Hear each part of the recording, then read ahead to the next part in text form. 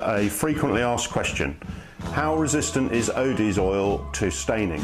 And to demonstrate that, we're going to treat this beautiful goblet made by Kate Kitchen of Kate's Quality Crafts, and we're going to treat this with Odie's oil, and we're going to follow the guidelines, which is to apply one application sparingly, wait 45 minutes, and then we're going to buff off, and then we're going to wait a week before we then test it with this this red wine. Well, as you can see, I've already got stuck into this red wine, so the likelihood of this lasting a week is pretty slim, but we will test it with red wine.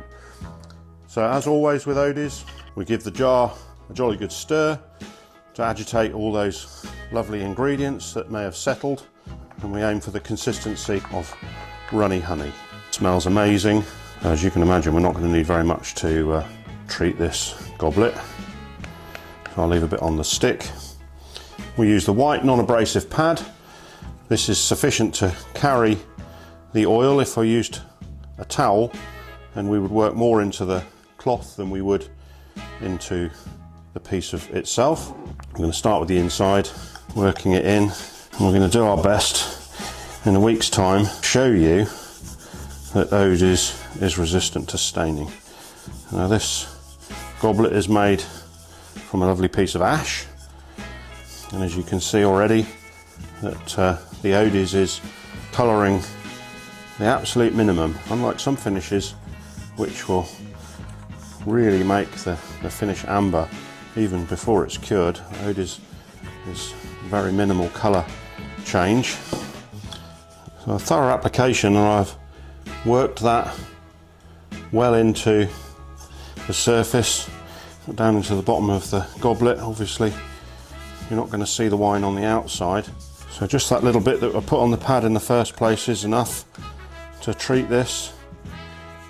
And you can see that I'm handling the piece throughout the application process. Odie's is not sticky, it's an oil. It's actually good for my skin. My hands dry out very quickly woodworking with Odie's, like hand cream.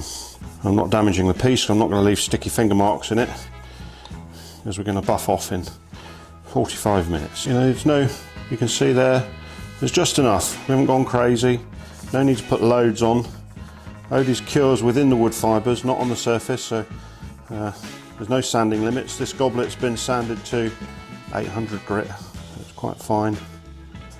Doesn't need to be as fine, but if you want a decorative piece and really highlight the colours, and look, it's beautiful.